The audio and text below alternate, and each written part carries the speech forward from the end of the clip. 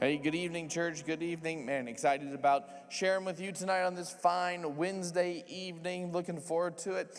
And really, I kind of want to, I'm not going to say continue, but maybe piggyback off of a thought or a theme from this past weekend. If you missed this last Sunday, I highly encourage you to download the podcast or go to YouTube or get the app or whatever method you can to get a replay of this week's last Sunday service. My wife, Vivi, shared an amazing message. It'll encourage you, it'll challenge you, and it was awesome. But and really, the overarching theme, the overall idea of what she was talking about was this idea of being deeply rooted to Christ and what the result is of when we are deeply rooted to Christ. And she gave some really great points, and she gave some really good imagery and some challenges. It was absolutely awesome.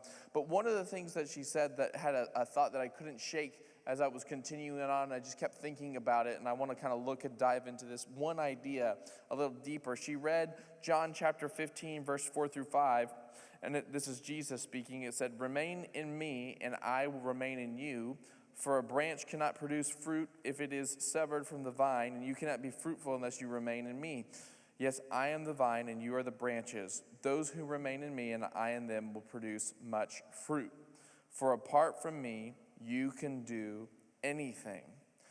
And one of the things that she talked about is that in life we sometimes have seasons. We sometimes have these different things in life, and that there's very, very fruitful seasons. And then there's seasons, at least naturally speaking, we may feel like they're less fruitful seasons.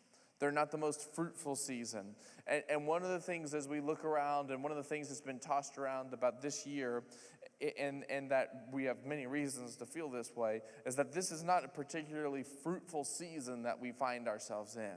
And what she said that really sparked something to get me thinking about is she says that this is not a throwaway season. And this is not a throwaway year. Like, I've seen it online, and it's funny, like the memes and stuff, like, oh, it's like 2020, like the year to forget, like, you know, it's a throwaway year, like, forget it. And listen, this is really happening. Like, there are businesses who've basically just said, like, we're just writing off all of 2020 is worthless. We're not taking on new customers till 2020. We're not doing that, like, all right, till 2021. Like, there's things that have completely just said, we'll try again next year. Like, 2020 is a waste. And one of the big points that she had in this takeaway is it's not a throwaway year, because when you can't see anything, when you're deeply rooted to Christ, when you understand that the roots are still moving and growing and producing, even when you can't see something above the surface, we understand that it's not a throwaway year. It's not a throwaway. It's not this idea of like, let's just give up. And I started thinking, and I wanted tonight to look at a few stories in the Bible, some in the Old Testament, some in the New Testament, about scenarios or situations that in the natural didn't look super fruitful. And in the natural, it would be really easy to say it was a throwaway year, or it was a throwaway season. We just need to throw it away. And listen, I hate to I know this is going to be like, no, this is impossible. But some of the stories we're going to look at, what was going on in the world, at least in the world of the characters that we're talking about, is worse than what's happening today. I know that seems hard to believe, but we'll look at it and you'll see if you can agree with me or not. So here's the thing. The first story I want to look at, again, we're talking about scenarios and seasons that you say, don't do it. Forget it. We throw it away. This is actually, this first story is something I covered a couple weeks ago in a weekend message, but it's appropriate for tonight. It's found in Genesis chapter 26. And this is talking about Isaac. And it says, a severe famine now struck the land as had happened before in Abraham's time. So Isaac moved to Gerar, where Abimelech, king of the Philistines, lived. The Lord appeared to Isaac and said, do not go down to Egypt, but do as I tell you. Live here as a foreigner in this land, and I will be with you and bless you. I hereby confirm that I will give all these lands to you and your descendants, just as I solemnly promised Abraham, your father. Now, okay, we got this great famine. Now, the Bible is famous for these famines, right? Abraham had a famine where nothing grew. Isaac had a famine when nothing grew. And then obviously another one happened when Jacob was younger, because when Jacob was much older, his son Joseph was in Egypt, and that's where we hear about the 7-year famine. So obviously this region, whether they be divine-inspired famines or just naturally occurring famines, there's famines that happen in this area. And famines in general is a time where there's low productivity of food supply.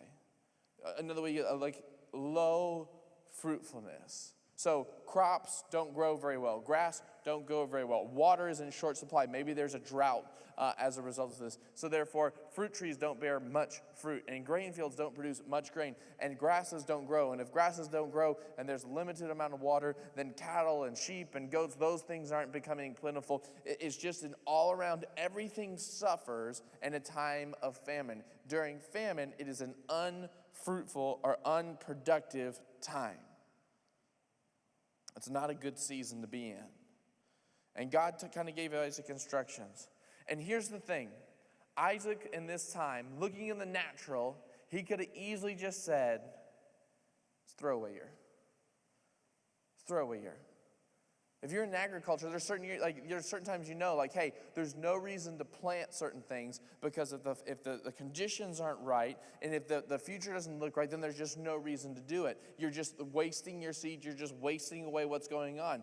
My mom's side of the family has a family farm down in southeast Texas, and there's been seasons because of drought and because of different scenarios in which they won't plant certain crops because they know no matter what they do, they're not going to get a yield. They're not going to get productivity. They're not going to get fruitfulness. So they just don't plant that year, that particular crop or that particular season, right? And it's just a throwaway year. I just got to throw it away. I mean, there's nothing there. And Isaac easily in this scenario could have said, man, there's nothing for me. It's a famine. It's not going to be, there's no reason to plant when nothing's going to happen. Nothing's good happening. But in verse 12, it says that Isaac planted his crops that year, and he harvested 100 times more grain than he planted, for the Lord blessed them. He became a very rich man, and his wealth continued to grow. He acquired so many flocks of sheep and goats, herds of cattle, and servants that the Philistines became jealous of him. Now remember what I said happens in a time of famine. None of this would work. His harvest was bountiful. His flocks were multiplying. Like everything was happening around him. It wasn't just, sometimes we just focus on, hey, in the time of a famine, in a time of drought, in a time of things going, he planted and there was 100-fold return, which is incredible. If that was the only thing that happened, it would be incredible. But his flocks were multiplying. What were they eating? What were they drinking? The grass that wasn't growing? The surroundings, where were they coming? How were they multiplying? How were they being fruitful if the environment was not happening yet? And it wasn't happening to everyone in the region, or else the Philistines wouldn't have been jealous. You see, the thing we have to remind ourselves when we're in a season where it's very easy in the natural to say, man, that's just a throwaway. There's no reason for me to apply myself. There's no reason for me to push myself. There's no reason for me to grow. There's no reason for me to step out in that or maybe put that thing out there because it's just the economy's bad or the social environment's bad or the climate's bad. And listen, all of those things are totally true. None of those things are lies. But the reality is we serve a God who operates outside of those things. And when God blesses you, you're blessed. And it doesn't matter what the natural economy is or what the natural social climate is or what the natural diseases are running around the world or what the natural political landscape is. Like, none of that matters. What matters is when you understand that God is your provider, when you trust that you're deeply rooted. It doesn't matter what's going on the surface because your roots are deep into some fertile ground and connected. You realize that even in a time of famine, you can prosper. Even in a throwaway year, you can prosper. You can prosper. In this particular story, it's talking about provision. Now, obviously, by today's standards, provision looks different. Today, we go to work and we get paid, at least most of us, in dollars. You get in dollars. Like, that's how it works. You get money. You go and you work your time and you get money. And then you use that money to buy your stuff, to pay for your house and to pay for your electricity and pay for your food. Like, that's how we work. That's the provision. So a lot of times in our mind, we think provision is money. Provision is money. Provision is money. That's a more modern construct in the grand scheme of history, because the truth is, for a long time, there was very little money or currency wasn't a thing. The truth is, your provision was like, were your fields producing, were your flocks regenerating, were you able to be bountiful in what you were doing? Like, the provision looked very different. And so this story of talking about his crops were multiplying and his flocks were multiplying, like, this is an idea of his provision. Because he had food, he had sustenance, he had the ability to trade for anything that he needed. this is talking about provision. So we have this story in Isaac. But I want to look at another story, kind of look at it from another angle. In Numbers, we have a really interesting story. It's a really fun story, and we won't have time to read all of it. But this is the story when Israelites have been wandering the wilderness for a little while at this point, and they're getting close to the promised land. And Moses decides he wants to send some spies into the promised land to look and to see what's the land look like. What is it going to look like? What are we going to face? Like, is it as good as God told us? Like, what are we going to get there? And so he sends 12 spies, one representing every tribe of Israel, and he gives them some instructions. And this is found in Numbers chapter 13, verse 17. It says, Moses gave these men instructions as he sent them out to explore the land. Go north through the Negev into the hill country. See what the land is like, and find out whether the people living there are strong or weak, few or many. See what kind of land they live in. Is it good or bad? Do their towns have walls? Are they unprotected like open camps? Is the soil fertile or poor? Are there many trees? Do your best to bring back samples of the crops you see. It happened to be the season for harvesting the first ripe grapes. Harvest season. Harvest season.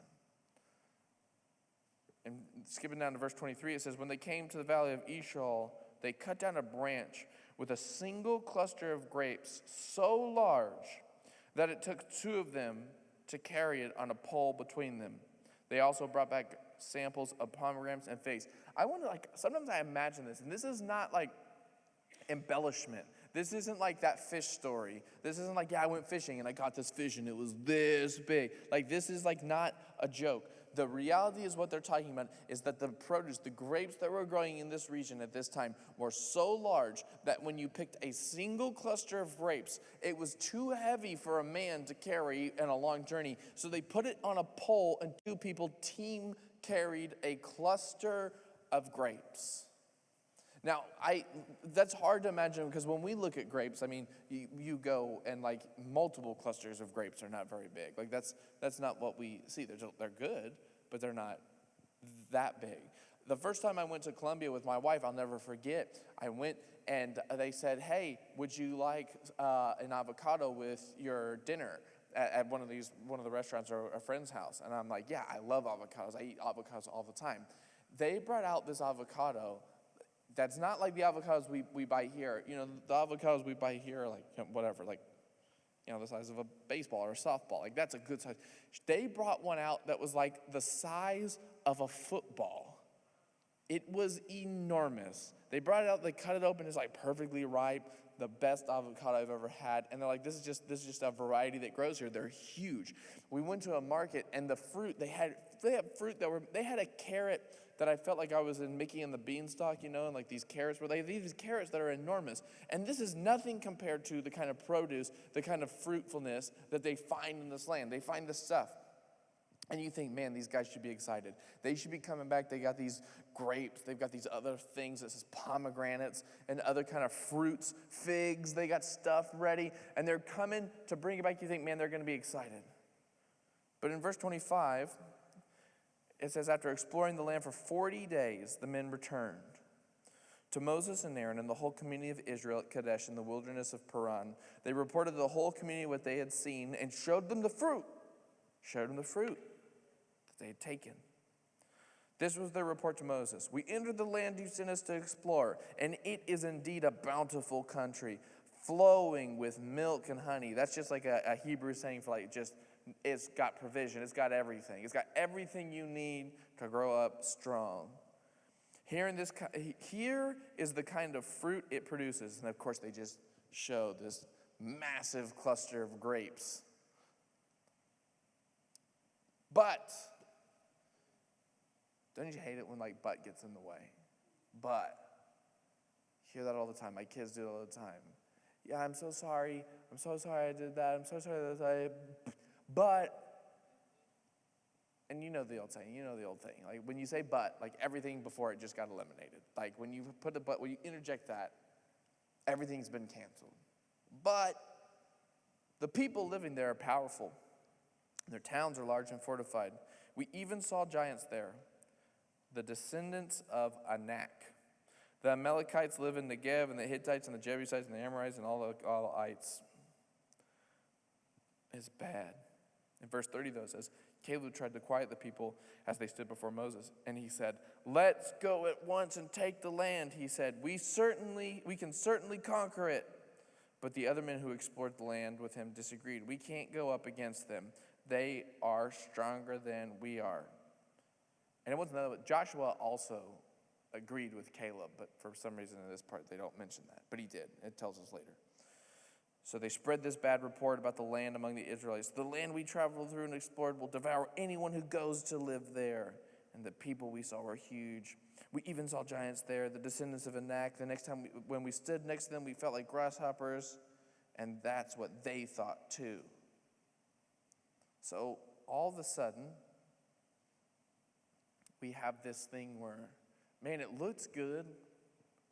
It's a lot of provision. But man,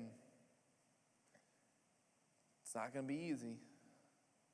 Be hard. In fact, be too hard. In fact, this thing, even though it looks good, and even though I know it's good, and even though I've got proof that it's good, I couldn't do it by myself. It'd be too hard. And if I tried, there'd be a really good chance that I'd fail. So, I'm just not going to do it. I'm just going to throw away the whole idea. It's too much. It's too big. There's too many giants on land, too many fortified cities to do. It's too much. It's too much. I'm just going to throw it away. Here's the thing. We have to remember. We got to remember the backstory of the promise. God didn't say, hey, I'm going to take you to this place, and hopefully you can figure out how to live in this land of milk and honey. He didn't say, like, hopefully if you work hard enough, you can get there. Or if you're strong enough, or if you fight back. Like, that's not what God said. He said, I'm giving to you, I will give to you this land. I will do what you can't do. You can't do it. You couldn't have gotten yourself out of slavery. You couldn't have crossed the Red Sea. You couldn't get through the wilderness. You couldn't make manna rain down from heaven. You couldn't have the quail come. You couldn't cross the Jordan. You definitely couldn't fight all these giants. You couldn't do any of that stuff. And I didn't ask you to do any of it. What I asked you to do, what were the Israelites asked to do? Trust him. Trust him. But the moment where it got too big, even though they had proof, so many proofs, that even if it's big, God can fix it. Even if it's impossible, God can fix it. And the things they can't do, God can do it. But in their mind, when they saw the giants, when they saw that it was hard, even though there was a good thing on the other side, they said, you know what? Let's just not do it. Let's just not do it. And we know that this is the result of why they ended up traveling around the wilderness for the next however many years, 30-something years. Because they thought that it was all about them, and it wasn't about them. It was about they were supposed to be trusting God. And we know this because when they eventually do cross over, and Joshua, along with Caleb, cross over, they're the only two who make it. They get to their side. We know all the stories about Jericho and all these battles that they win and when the sun stands still. God did all of it. He made a way where there was no way, which is what he had been doing in the wilderness the whole time. But they just threw it away, and a whole generation missed out. They threw it away. They threw it away. And here's the thing where it comes down to us in the season we're in. Maybe you're here and you say, man, God's put something in my heart, or there's been an idea, or there's a thought, or something I want to do with my family, or something, and I know that the fruit would be good. I can see it. I can see it right here. It's so big, 2 people would have to carry it. But man, when I look around in this year, and I look at these different circumstances, and I look at what I'd have to overcome to get there, I can't do it. It's too big. I'm just going to throw that away. It's too big. Let me make sure you understand something. From the very beginning of the Bible to the very end of the Bible, and every character and anybody who's been used by God since, I can tell you this. God never calls you to anything that you can do all by yourself. That's nothing. That's like what the world does. We look at it, can I do it? And we do it. God will not call you to do something. Like, there's that saying that, like, I understand the sentiment, but like, God won't put on you what you can't bear. And we usually say that more in a time of like mourning. But there's this idea, this like theology, this like, God won't put something on you that's too heavy for you to do. No, he will. Because it's in the place of putting something on you that's too hard for you to do that you're supposed to cry out to God and have him help you get through it. And he stretches you. And do you think the nation of Israel could go and, after already defeating the largest superpower on the planet, go and defeat some of the most warlike people when they've got nothing? Of course not. That's impossible. Yet that's what God called them to do. And he made the impossible possible. Our faith is made most strong in our weakness. And when we call out to God and we realize that what he's calling you to, what he's challenging you to, there's a fruitfulness at the other side that is far greater than you can imagine. But it's more than likely going to be that you're going to have to walk through something that you can't do by yourself.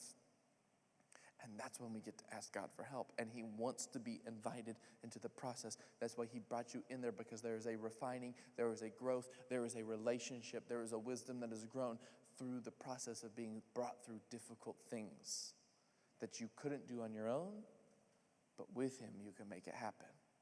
He pulled you through it. But sometimes our natural instinct is when we say, oh, could I do it? Even if the fruit's there. Oh, I couldn't do it. I couldn't do it. I could try for that promotion at work, but, oh, man, there's too much. I don't know if I'm not very good at some of the tests that you have to take, so, forget it. I could apply for that scholarship, but, why would I be getting any favor from that? I'm not going to apply for that. I just better throw it away. I could step out. Maybe I could try to go back to school, but it'd be a lot of work, and I'm not very good at this, and it's been a long time since I've been in school. Maybe I should just throw it away. Maybe I should just throw it away. Listen, we're not called to be throwaway people. God can get you something. And you know what's amazing? I fast forward in the story to Caleb.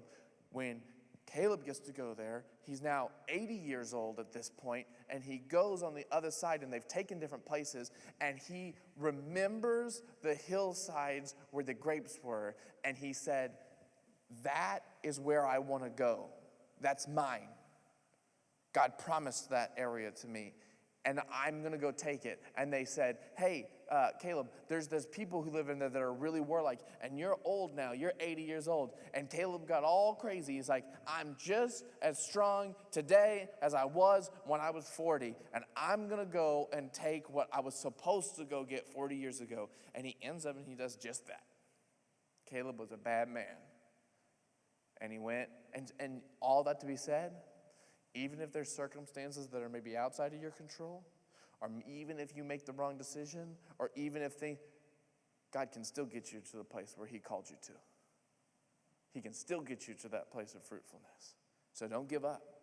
Maybe you're in a situation or scenario where there's some other factors that you're not the only decision maker, and you think, I'm missing it, we're missing it. Don't worry. Don't give up. You say, my time's running out. No, we got to remember, God can keep you just as strong as 80 as you were when you're 40. I'm going to keep doing that. Like, 40 is the new 20. If I can be as strong as I'm 80 when I'm 40, I can be strong as I was 20. Like, see? Just keep reversing. Going to be forever young. The next story. If this isn't a throwaway year, I don't know what is. The whole thing should have been a throwaway. The story of Daniel and his 3 bros. You want to talk about throwaway year? Their whole country was taken over by a foreign power. They killed thousands and then took the rich, handsome, beautiful ones to become servants, or not necessarily slaves, but to be basically reconditioned and incorporated into the Babylonian Empire.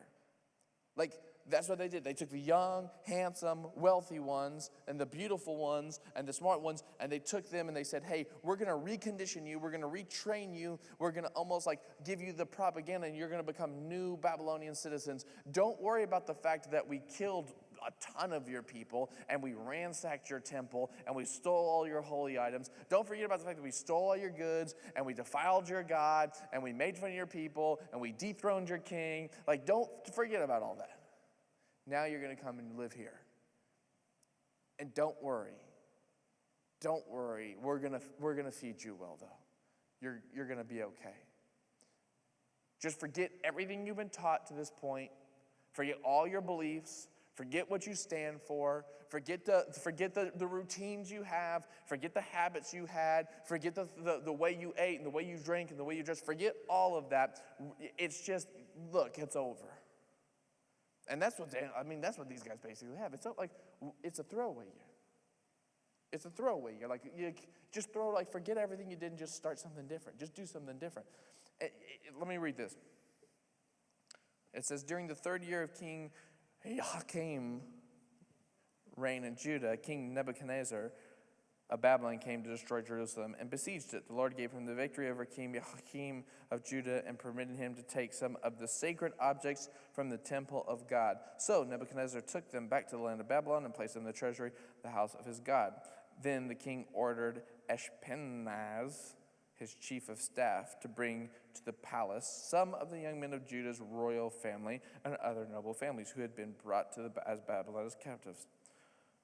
Select only strong, healthy, good-looking young men, he said. Make sure they are well-versed in every branch of learning, are gifted with knowledge and good judgment, and are suited to serve in the royal palace. Train these young men in the language and literature of Babylon. The king assigned them a daily ration of food and wine from his own kitchens. They were to be trained for 3 years, then they would enter the royal service.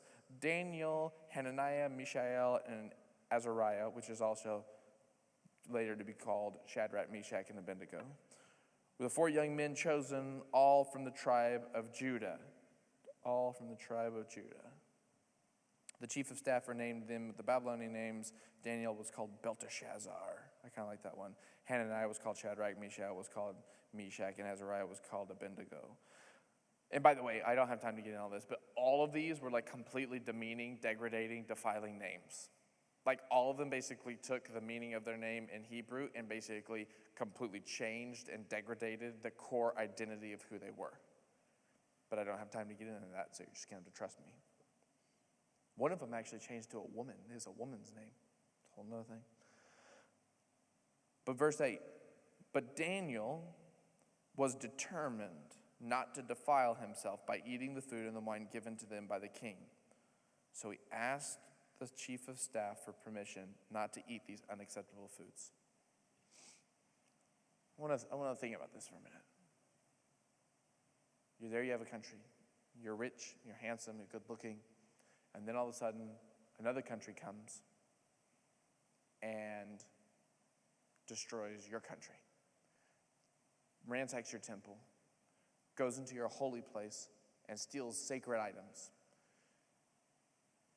At this point, I feel like your belief in this all-powerful God who says no evil will come in my presence, I feel like maybe some of this would be shaken because this God who was supposed to be protecting you, having a covenant with you, being with you, is like gone. And now he's a young man too. Like people say probably a young teenager. Most people think between 12 and 13 years old. And like the truth is like he's now away from mom and dad. He doesn't have to do any of these rules. He's been taught certain things from a kid, but they're more rituals. They weren't like it was just the ritual things because the truth is the nation of Israel and Judah and the reason they're being judged by God is because they were living in sin and they were worshiping false idols and worshiping on fake Edens and doing all this kind of crazy stuff. So now all of a sudden you go away from your home place and you're here and you're away. And if there was ever a time to say, you know what? I'm just going to let go a little. I'm just going to let go a little. I'll eat something I'm not supposed to. Now remember, the nation of Israel has a very strict diet of what they can and can't eat, the kosher diet. It still exists today, of what you can and can't eat and how things are supposed to be prepared. And so not only do the Babylonians eat things like seafood and pork and different things that they shouldn't eat as Jewish people, but even the preparation is not okay. And then how it's cooked, like cooked in mother's milk or blood, like you can't do that. And then also a lot of the Babylonian food was offered to idols before, so it's like all these things were wrong. And most of these Israelite boys just were like, you know what? Forget it. And maybe you can relate. I mean, I can relate. Like, maybe I should rewind back to, March, spring break. You're stuck. And some of you, this is no guilt or condemnation, but some of you just said, you know what? Forget my diet. Forget it. I'm going to eat whatever I want. If we're all going to die, well, let's just all eat ice cream between now and then. No, again, no one has to feel guilty. Like, if you don't have to, turn me off if I'm, just talking to you. But, you know what? The gym's all shut down. And so, you know what? Forget my fitness routine. Forget it. Who cares? Like, I know I'm not supposed to eat that. I know I'm supposed to do that, but forget it. I mean, some of you, like, didn't switch out of your PJs. Like, this was a literal thing, like putting on your nighttime PJs, because you were in your PJs all day. You didn't even get out of your PJs. Like, your whole world just switched off. You just switched off. You're like, forget it. Just throw it away. And that was, in the grand scheme of things, not that big of a deal. You still had your freedom. You still were in your house. You still could eat whatever you wanted. Yeah, we were going through stuff, and yeah, there was a lot of chaos. But the reality was, there was a lot of like ideas of fear, but the fear was pretty low. The truth is, no one just came and slaughtered half your country. That didn't happen. No one took you off in exile. That didn't happen. And no one then said, hey, and by the way, we're going to let you eat, which is a lot better than the people that we have working in the slave yards. So you'd think he's just like, you know what?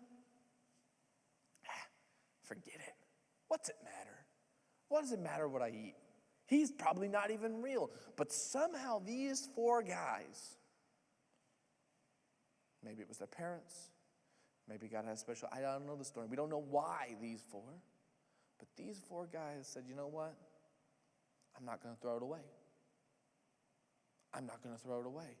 Even though everything looks like it's gone to crap, I'm not going to throw it away. Even though everything looks bad, I'm not going to throw it away. Even though everywhere I look looks bad, I got to learn a new language. Like, think about it, you got to learn a new language. You got to learn how to write. You got to learn how to, you don't know where you are. There's no directions. There's no GPS. Like, you know nothing. They know nothing. They got to learn everything. And they're like, you know, I'm still not throwing away what I believe. And this is important because what ends up happening in their story, and this, we could talk about their story the whole time.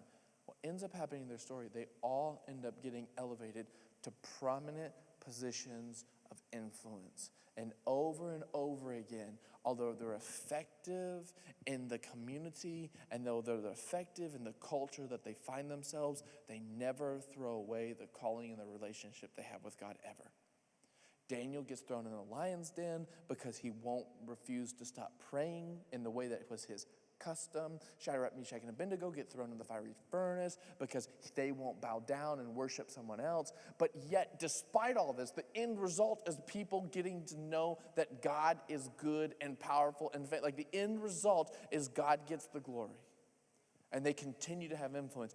Like, Daniel's character is crazy because not only did he rise to a very high position within the Babylonian Empire, we know that Babylon falls to the Persians. And they somehow see something in this guy that says they're going to keep him around, which never happened. You don't keep people you just conquered. You killed those people. And yet he was not only a high official in the Babylonian Empire, he was a high official in the Persian Empire. Shadrach, Meshach, and Abednego were also high officials in both empires. They survived this. And so they were effective in their culture. They were able to continue to perform and to be in places of influence. And yet they never threw away and they never stopped standing for what they were believing in. And the result of them not just throwing it away and saying, forget it, like the rest of their people, like the rest of their friends who just ate whatever they want and did whatever they want and we don't hear anything else. The result is that there was miracles that happened. There was things that should have never happened that ended up giving God all this glory and all this time, and that people were saved and people came to know him and people were encouraged. And I can't help but think, like, in this grand scheme of thing, and I made the joke about what we ate in quarantine and all that kind of stuff, but like in the grand scheme of thing, if we just all as believers say, forget this time and just throwing it away. I'm just going to throw it away until the election comes, or I'm going to throw it away until the virus isn't here anymore, or I'm going to throw it away until all this stuff settles down. Like, forget it. I'm just going to stop this. I'm not going to go back to church until everything looks the way I want it to look like, or I'm not going to go to a small, like if we just say, I'm just going to throw it away, well, guess what? You're losing all the opportunity you have to stand and to be an influence and to be part of one of the greatest miracles that our planet can see. You miss it. You miss it because you threw away your chance to be a light in the darkness and to allow God to do something that only God can do. We miss it. We miss it. I understand, like, things are frustrating. Like, holy cow, stuff is just so frustrating. Everything is frustrating. Like, there's so much stuff going on. And it feels like every week it's something else. Every week it's something else. Every week it's something else. This week we have more stuff in the media, more stuff that's going on that just is producing nothing more than disunity and hate and frustration. And it's easy to say, oh, man, forget it. Forget it. But that's not what we're called to. That if anyone could have done it, those four could. Those 4 good.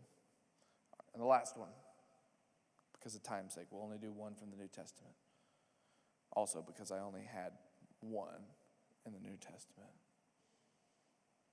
This one's one of my favorite ones. John chapter 21. So, Jesus has died. He's risen again. He's appeared to some people. He keeps on popping in and out. Not sure if he's a ghost. Not sure if he's a man. He's eating fish, doing some crazy stuff. And the disciples are just at this point, like they're pretty emotionally and mentally and spiritually, they're worn out. They're worn out. And what they decide to do, they decide to kind of go back, at least for some of them, they decide to go back to their roots. Because in verse 3, Peter said, I'm going fishing. And they all said, why not? Several of them were fishermen. Several of them were not.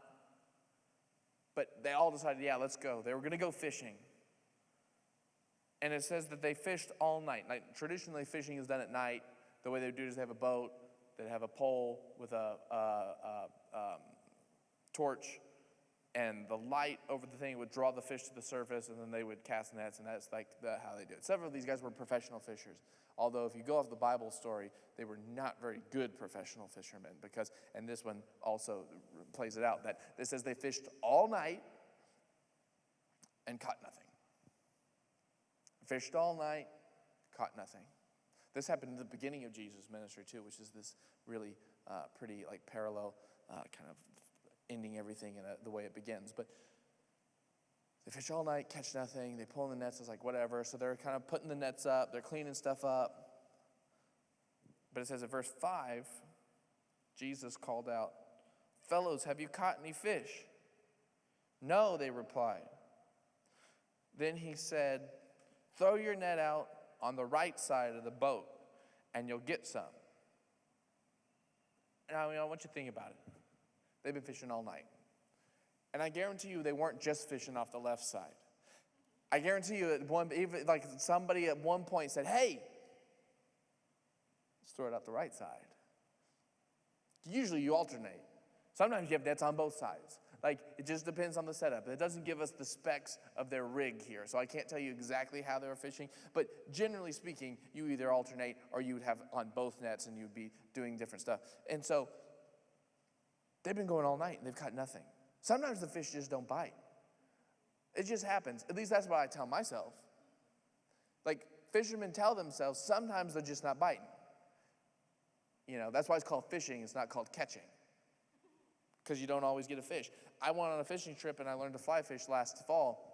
It was great. We we were up in Montana. I was with some other pastor friends. We got to go fly fishing. I was learning, and I went, and I had no clue how to fly fish. So they taught me, and I was with some guys who were going. And so it takes a little while. If you've ever been fly fishing, it's like a little bit of there's some technique in there, and I'm not like the most coordinated guy. So it took a little while, but we got going. I was going good. And so the last day, I went with like the best guide and with like the most experienced pastor fishing. And he's like, "We're gonna get you to catch fish," because up to this point, I hadn't caught any fish.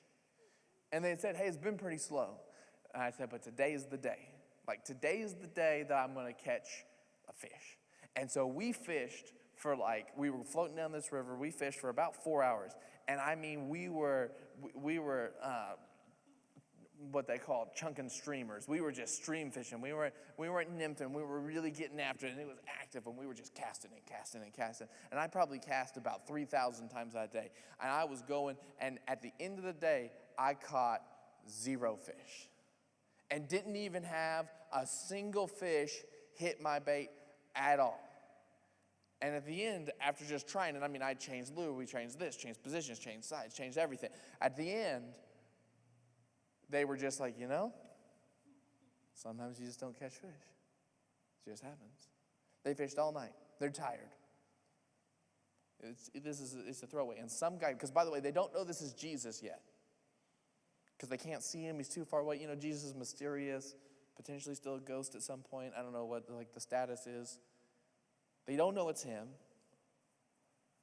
And some random guy's like, have you tried the other side? Like, I don't know if you've ever done anything, you've tried a bunch of times, and you've tried it every way, and then someone walks up at the end, and is like, oh, well, have you tried it this way? And you're like, yeah, I have tried it that way. Like what you said wasn't even an interesting thought. Oh, have I thrown it on the right side? Let me think about it. Yeah, we have. Half the night. I wouldn't have been happy. I would have been like upset about some random girl. Like, hey, did you try the right side? Yeah, I did. Thanks. I tried the right side. And we tried the left side, tried the front, tried the back. We also just threw it in the air to see where it landed, and we still caught no fish. Guy, why don't you go keep walking on the beach, okay? We have a boat, you don't. But they decided to do it. And here's the thing, they could have thrown it away. Now, maybe there was something in his tone that was reminiscence. Again, this has already happened before. It happened whenever he was calling Peter and his brother. Like, maybe there was something that was triggered inside of them. Maybe there's a remembering of what happened. Maybe they're just tired. I don't know. But in the end, some guy tells them, hey, do something else. And although you can say, man, what a throwaway night. They do it. They do it, and they do what they're told. They act in obedience to the voice of Jesus, even though they didn't know it was Jesus. Not knowing what the result was going to be. And with no guarantee. With no guarantee. I mean, the guy said you'll get some, but they don't know. It says that, so they did, and they couldn't haul in the net because there were so many fish in it. I love this part. It says, then the disciple Jesus loved said to Peter, again, that's John, putting his little code name in there, it is the Lord. John always wants to make sure everyone knows he was the first, whether it was the raise or whatever. He was like, I figured out it was Jesus first, and I told Peter. And then Peter got all the way, took his stuff. It says he put on his tunic, which I don't understand this. It says he had stripped for work, so I'm assuming he was in his underlinens. But it says he put his tunic back on, which is that doesn't make any sense to me, and then jumped in the water and swam to Jesus. It says they were only about 100 yards from shore. I don't know if you've ever swam 100 yards. When they're only 100 yards in a lake. Yeah, right. I'd not make it. It says when they got there, they found breakfast waiting for them. Fish cooking over a charcoal fire and some bread. Bring some of the fish you've just caught, Jesus said. So Simon went on board and dragged the net to shore.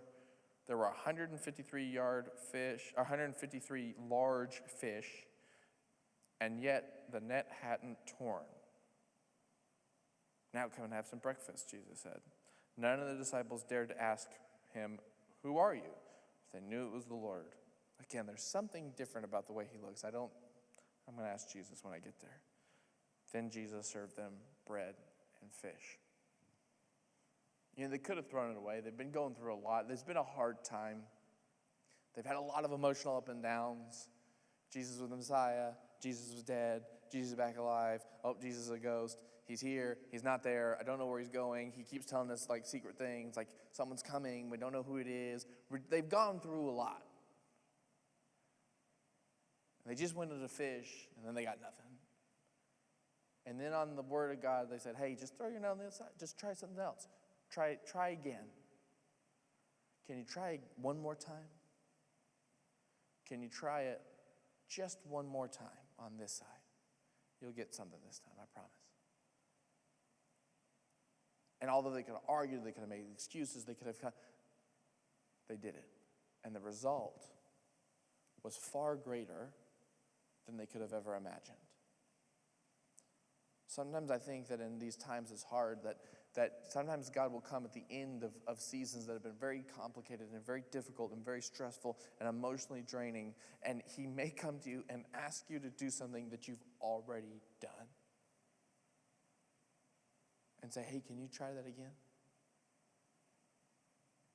And you're like, no, Jesus, I can't try it again. I already did it, it didn't work. No, I'm not gonna serve at church. I tried that once and it didn't work out and it wasn't good. I'm not gonna do it. I'm not gonna join a small group because I tried. I didn't make any friends and I ended up with less friends. I lost the one friend I had. They were friends with the whole small group and I was out and I got less friends. I'm not gonna try it again. I'm not gonna try church again. I went to church. They judged me. They hurt me. So I'm not gonna do that again. I'm not gonna try to get that promotion because I can't take being rejected anymore. I'm not going to try to put myself out there and date somebody again because I just don't think there's anyone out there for me. I'm not going to try again. And yet God's asking you to try again. Will you try again in a way that you've probably already tried many times? But if I'm telling you to try again, it's because there's something that you can't imagine on the other side. And that's really hard because you think, what's going to make this time different? I've done it a lot. I'd rather just throw it all away. I'd rather just throw it all away and be done with it. At least I know what I'm getting. But I think for some of you guys saying, try again. I don't know what about. And don't take my word for it. But try again. Maybe even something you've already done. And here's the thing. All these stories, whether it's physical provision, whether it's God providing on your behalf, and making up for decisions and standing up for the impossible, whether it's being the ability to stand up and to not give in even though everything around you looks like it's falling apart, or if it's trying again something that you've tried many times with no results. The thing I want to encourage you in tonight as we close is it's not a throwaway season. It's not a throwaway year. It's not a throwaway time. It's not a throwaway life. It's not a throwaway generation. God has a plan. And if he's done it for all these people, he can do it for you too. Let's pray. Father, thank you so much for tonight. Thank you for your love. Thank you for your goodness. Lord, thank you for what you're doing this week. Thank you for what you're doing in our hearts. Lord, help us be light. Help us stand up when it's hard to stand up. Help us try again when we don't want to try again. Help us trust you to do things that are impossible. Lord, and help us see you and to trust that you're our provision even when the world doesn't look like it's in a time of provision. We love you so much. We're so thankful for who you are. It's in your holy name we pray.